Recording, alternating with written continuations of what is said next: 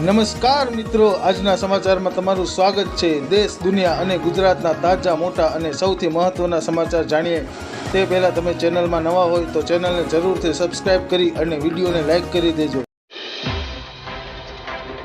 આગળના સમાચારની વાત કરીએ તો સંસદની અંદર અને બહાર સ્મોક એટેક કેસમાં મોટું અપડેટ સામે આવ્યું છે। સંસદમાં હુમલાનું કાવતરું રચવામાં કુલ 6 લોકો સામેલ હતા, જેમાં સંસદની અંદર હુમલો કરનાર સાગર શર્મા, મનોરંજન અને સંસદ બહાર સ્મોક એટેક કરીને નારેબાજ કરનાર નીલમ અને અણમોલ ઝડપાઈ ગયા છે, જ્યારે બાકીના 2 આરોપીઓ ફરાર છે। 5 આરોપીઓ દિલ્હી બહારથી આવ્યા હતા અને એક દિલ્હીનો હતો। આ 5 આરોપીઓ ગુરુગ્રામમાં લલિત ઝા નામના શખ્સના ઘેર રોકાયા હતા અને પછી એટેક કરવા સંસદ તરફ આગળ વધ્યા હતા। ફટાફટ આગળના સમાચારની વાત કરીએ તો મહેસાણાના ઊંઝા એપીએમસીમાં વરિયાળીના ભાવ ઘટતા વેપારીઓ અને ખેડૂતો ચિંતિત થયા છે। હાલમાં વરિયાળીના ભાવ ₹5,000થી ઘટીને ₹2,000 પહોંચ્યા છે। ગઈ સિઝન કરતાં ચાલુ સિઝનને ભાવમાં ઘટાડો નોંધાયો છે।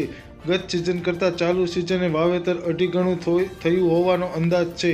ઊંઝા એપીએમસીના જણાવ્યા મુજબ ગુજરાત સહિત રાજસ્થાન અને આબુ રોડ વિસ્તારમાં વાવેતર ઘટ્યું હોવાનો અંદાજ વ્યક્ત કરવામાં આવ્યો છે। આગળના સમાચારની વાત કરીએ તો નાણાં રાજ્યમંત્રી ભગવત કરાટે સંસદમાં માહિતી આપી છે કે પ્રધાનમંત્રી જનધન યોજના હેઠળ દેશમાં અત્યાર સુધીમાં 51.4 કરોડ બેંક ખાતા ખોલવામાં આવ્યા છે। 9 વર્ષ પહેલાં શરૂ થયેલી આ યોજના હેઠળ અત્યાર સુધીમાં પીએમજેડીવાય યોજનાના 51 કરોડ બેંક ખાતાઓમાં 2.8 ટ્રિલિયનની રકમ જમા કરવામાં આવી છે। નાણાં રાજ્યમંત્રી સંસદમાં એક લેખિત જવાબમાં જણાવ્યું હતું કે આ ડેટા 29 નવેમ્બર 2023 સુધીનો છે અને જનધન ખાતાઓમાં આગળના સમાચારની વાત કરીએ તો ઉત્તર ભારતમાં કડકડતી ઠંડી પડી રહી છે। રાજસ્થાન, હરિયાણા, ચંદીગઢ, દિલ્હી, પંજાબમાં મોટા ભાગના વિસ્તારોમાં તાપમાન સતત ઘટી રહ્યું છે।